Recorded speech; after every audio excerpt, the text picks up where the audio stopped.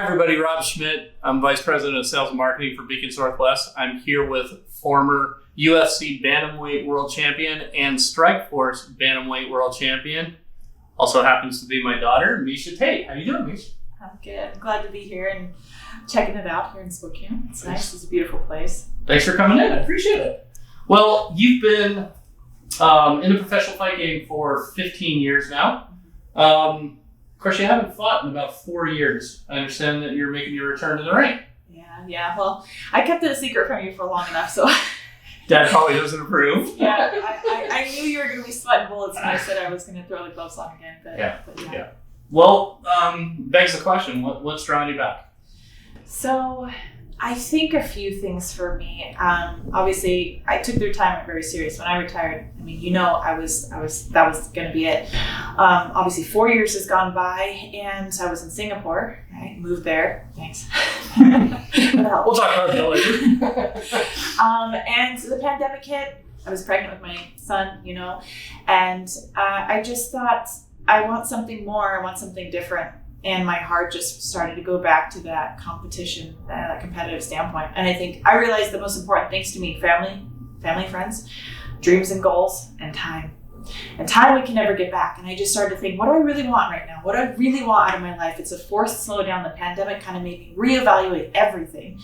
And I just said, I want to fight again.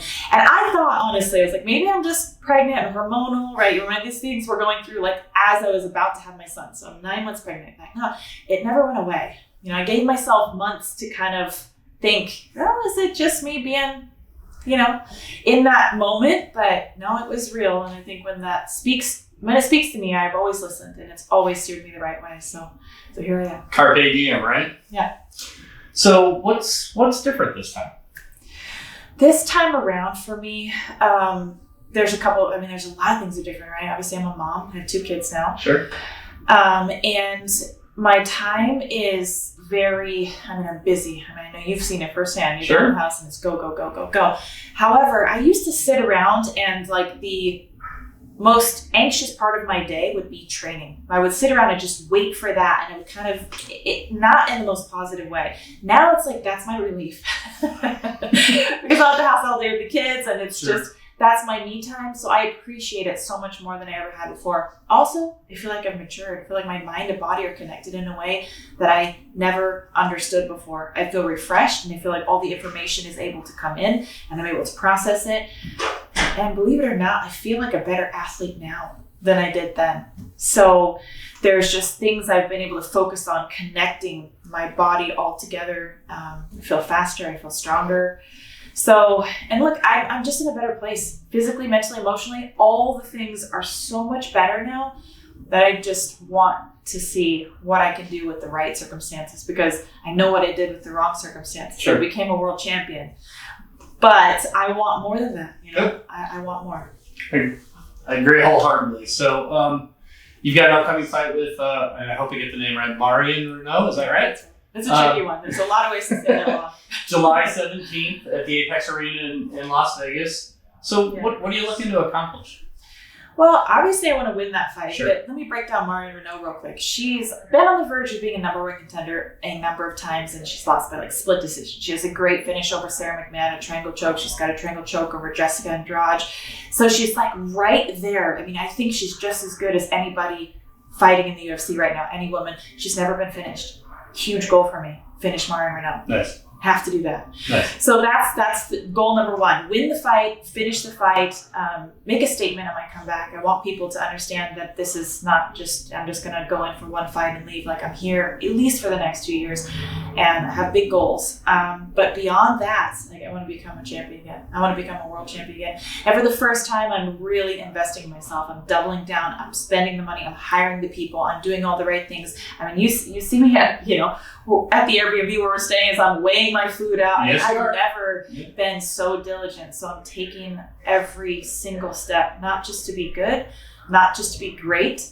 I think I've seen greatness before. I want to see the best version of myself. Yeah, well, I've always known you to be competitive, and I understand that drive to compete. So would you say anything short of regaining the belt right now would be a disappointment? I mean, it would be, certainly. I want to become a world champion again. Like, there's no doubt in my mind that I want to do that, and I believe that I can. And the people that are, when I'm running my diagnostics and seeing, what my engine, what my body has to offer, I mean, the test, what I'm coming back with, the information is so motivating to me because I'm in a really good place. And now emotionally, mentally, in a much better place as well. So, yes, I think it would definitely be, I would feel like I'm falling short if I don't become a world champion again of that goal. However, you asked me earlier what's different. I have so much more to my life now. Before I was insecure. I was only Miesha the fighter and I didn't know what else. When I took 4 years, I discovered myself. Now it's like, God forbid, if I go out there and I give 110% of myself and I lose July 17th, I'm going to go home and kiss my babies. Yeah, girl. And that's what it is. All I can do is put my best foot forward. Yeah. And that's the best that I can do. So I'm going to do the best I can do. And I think I'm going to smoke my competition. I think so too. But honestly, the reality of this is that I'm not doing this sport because it's easy and there's a lot of risk to be taken, and there's a chance always getting knocked out, chance of getting submitted, chance of just having an off night and losing. But I think I thrive under that kind of pressure, and I believe in my capabilities and what I can do, and I believe that that's nothing short of becoming a world champion again. I believe in you too. Your mother and I will be there rooting you on. We know you're going to be great. Yeah. Okay, so we got an opportunity to ask. Tell us something nobody knows about Miesha Tate. Nobody knows about me. Well, I'm indecisive, so I'm going to pick 2. Fair enough. Everybody know that? She's indecisive. Yeah. It's like, if you didn't know, that's the first thing. So maybe this would really be 3 things. Tell you something you should know about me. I love cupcakes. Something a lot of people don't know about me, I hate chocolate cupcakes. I think they're like, I don't know how I can have the same food group, one that I just love so much and one that I find the most disgusting. So I don't know if a lot of people know that about me, but I actually despise a chocolate cupcake. All right, guys, don't ever buy her chocolate cupcakes. Yeah, preferably not. Salted caramel, vanilla, bubble gum, I don't care, just not chocolate. Well, Miesha, I don't want to take up too much of your time. Really appreciate you stopping by. Thanks so much for that.